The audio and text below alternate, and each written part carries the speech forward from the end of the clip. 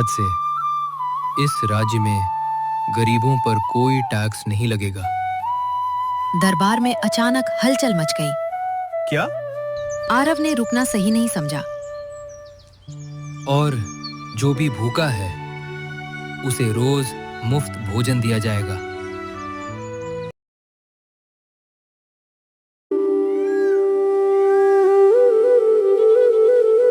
कभी कभी जिंदगी का सबसे बड़ा मोड़ बिल्कुल अचानक आता है, जब हम उसके लिए बिल्कुल तैयार भी नहीं होते। एक छोटे से गांव के किनारे मिट्टी और टीन से बना एक छोटी सी झोपड़ी थी। वहीं रहता था आरव। ना उसके पास कोई अपना था, ना कोई सहारा, बस एक पुरानी सी कुल्हाड़ी और दिल में जीने की जिद। सुबह उठते ही वो खुद से ही बात करता। चल आरव, आज भी मेहनत करेंगे, शायद आज कुछ अच्छा हो जाए। लेकिन अंदर से वो जानता था हर दिन लगभग एक जैसा ही होता है। उस दिन भी वो जंगल की तरफ निकल पड़ा। कंधे पर कुल्हाड़ी रखे, सूखे पत्तों पर चलते हुए। हवा हल्की थी, पेड़ बिल्कुल शांत, सब कुछ सामान्य था। तभी अचानक दूर से एक तेज आवाज आई। बचाओ, कोई है, बचाओ। आरव एकदम रुक गया। उसका दिल जोर से धड़कने लगा। ये आवाज किसकी है? कुछ पल के लिए उसने सोचा जाऊं या नहीं, लेकिन फिर उसने बिना देर किए दौड़ना शुरू कर दिया। जैसे जैसे वो पास पहुंचा, उसकी सांसें तेज हो गईं, और फिर जो उसने देखा वो देखकर उसके कदम वहीं रुक गए।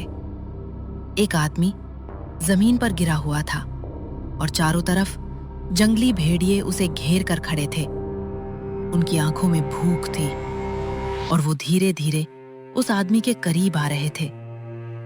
आरव के हाथ कांपने लगे। अगर मैं आगे बढ़ा तो ये मुझे भी मार देंगे।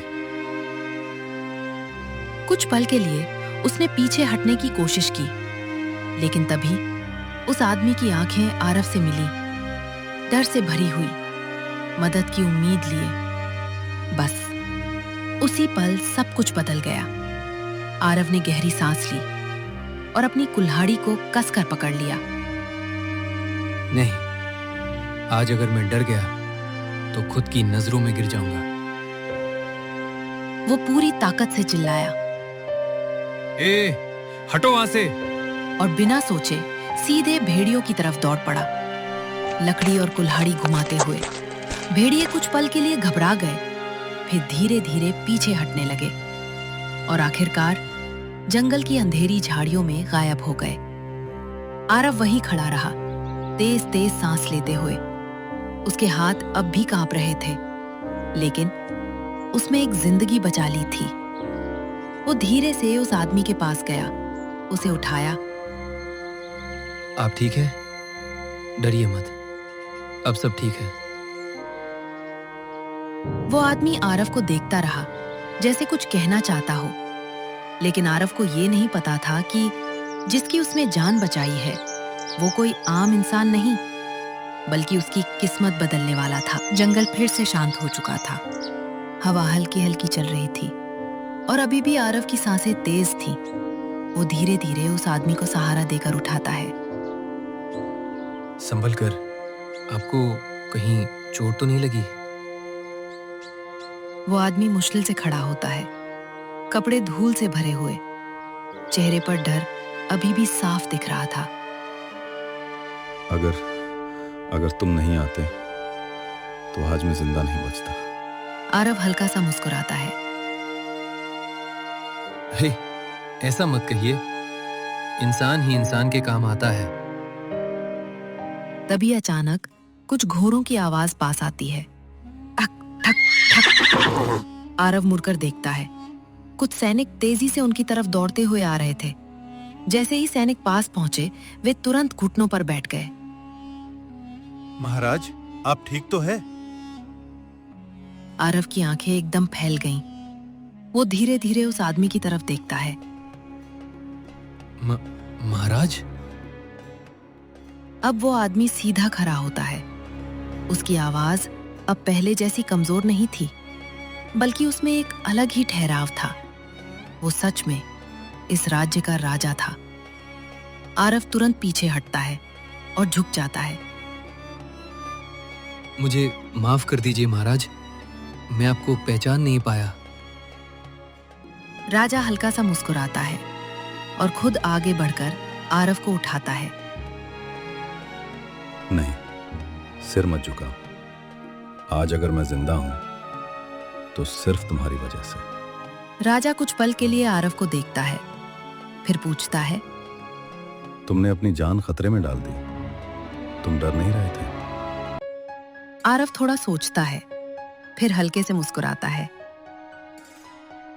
डर तो लगा था महाराज, लेकिन अगर मैं कुछ नहीं करता तो शायद जिंदगी भर खुद को माफ नहीं कर पाता। कुछ पल के लिए वहां सन्नाटा छा जाता है। सैनिक भी चुप, जंगल भी चुप। राजा बस आरव को देखता रहता है। राजा की आंखों में एक अलग ही चमक आ जाती है, जैसे उसमें कुछ बहुत अनमोल देख लिया हो। राजा आगे बढ़ता है और कहता है, आज तुमने सिर्फ मेरी जान नहीं बचाई, तुमने मुझे इंसानियत का असली मतलब भी याद दिलाया है। मांगो, जो चाहो मांगो। धन, दौलत, जमीन, जो भी तुम्हारे दिल में हो, मैं तुम्हें सब दूंगा। आरव कुछ पल के लिए चुप हो जाता है। उसकी आंखों में सोच साफ दिख रही थी। वो कुछ ऐसा मांगने वाला था जिसकी किसी ने कल्पना भी नहीं की थी। अरब राजा से बोलता है, मैं कल सुबह महल में आकर आपसे कुछ मांगूंगा। अगले ही दिन पूरे महल में एक अजीब सी हलचल थी। दरबार का माहौल, हल्का शोर, उत्सुकता। हर कोई उसी लड़के की बात कर रहा था जिसने राजा की जान बचाई थी। दरबार सज चुका था। मंत्री, सैनिक, बड़े अधिकारी सब अपनी अपनी जगह पर खड़े थे।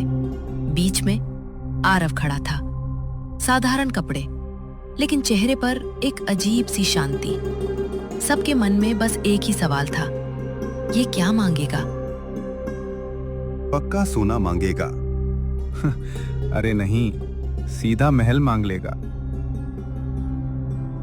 राजा अपने सिंहासन पर बैठा और आरव की तरफ देखते हुए बोला, आरव, आज तुम जो चाहो मांग सकते हो, बिना झिझक। अपने दिल की बात कहो। पूरा दरबार एकदम शांत हो गया। हर किसी की नजर सिर्फ आरव पर टिकी थी। आरव कुछ पल चुप रहा। उसने चारों तरफ देखा, महल, सोना, शानो शौकत। फिर उसने धीरे से अपनी नजरें नीचे कर ली, जैसे कुछ याद कर रहा हो। फिर उसने सिर उठाया और धीरे से बोला, महाराज, मुझे सोना नहीं चाहिए।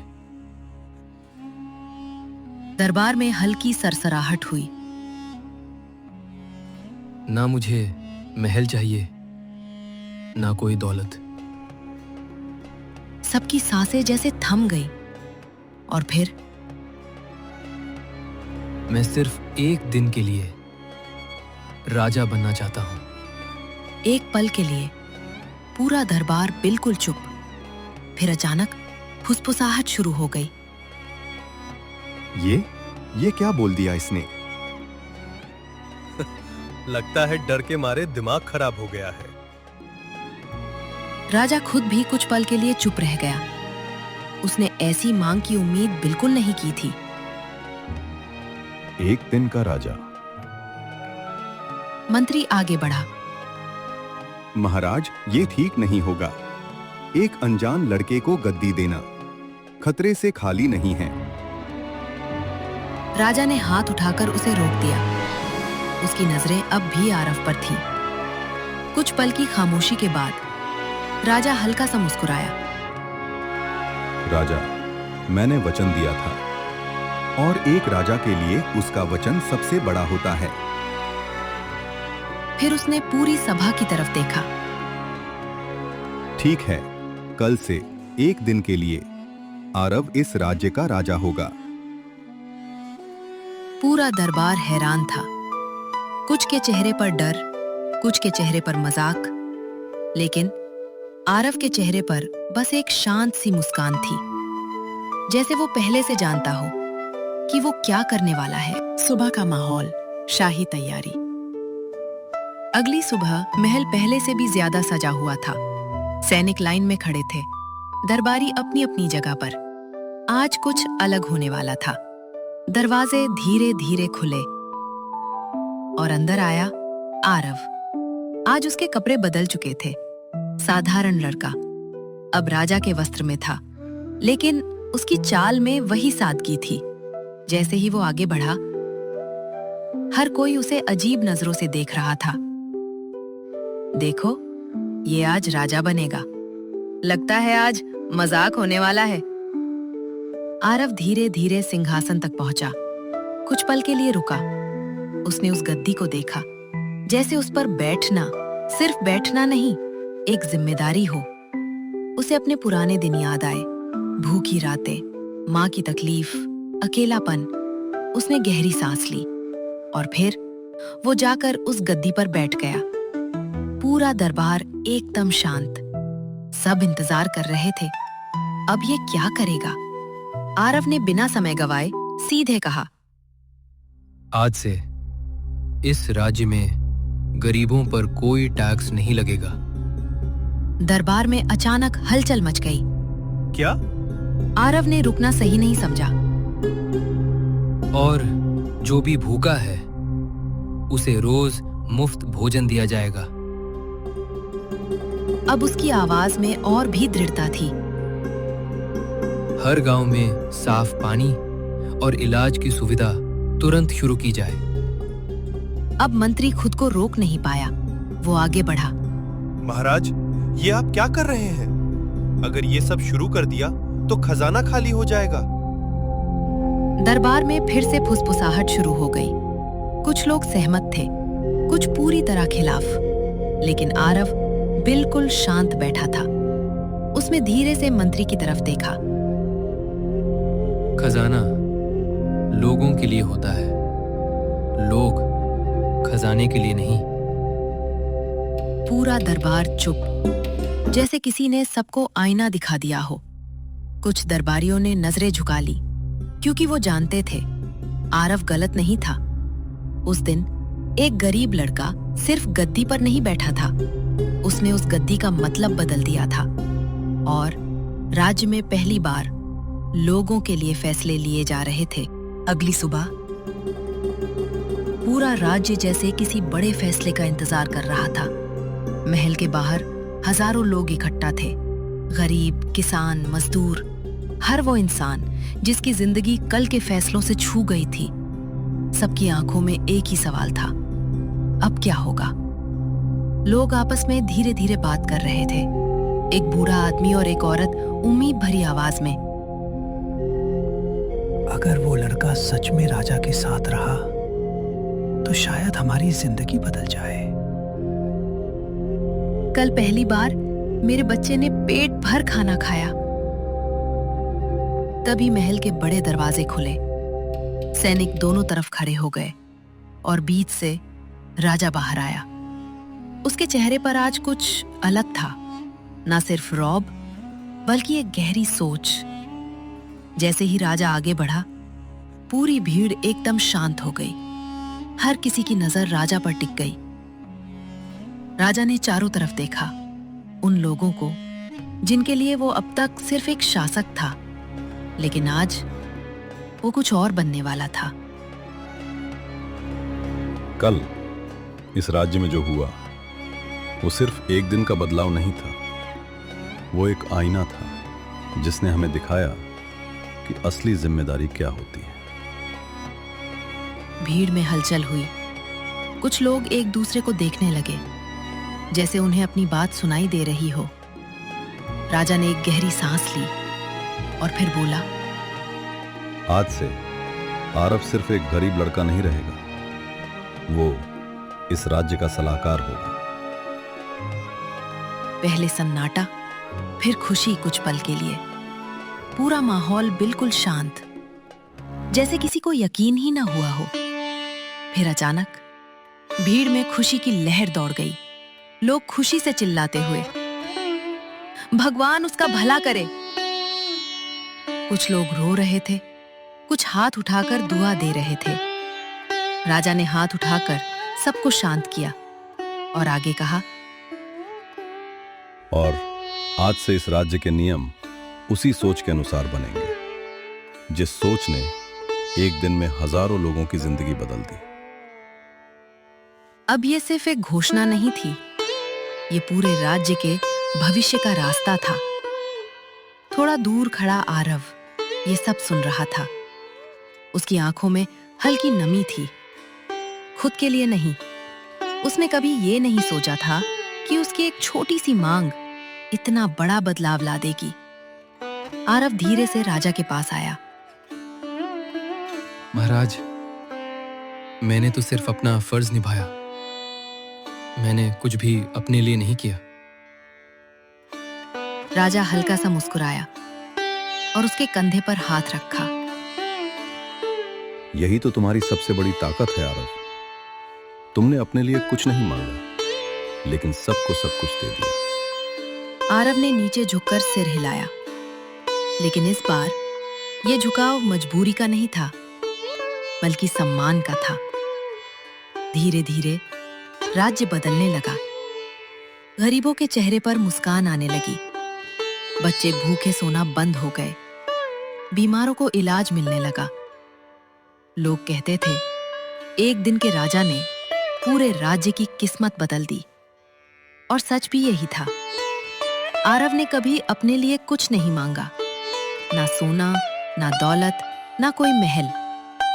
लेकिन उसने जो मांगा वो सबसे कीमती था, दूसरों की जिंदगी बेहतर बनाने का मौका। क्योंकि असली महानता राजा बनने में नहीं होती, बल्कि एक इंसान बनकर दूसरों के लिए जीने में होती है।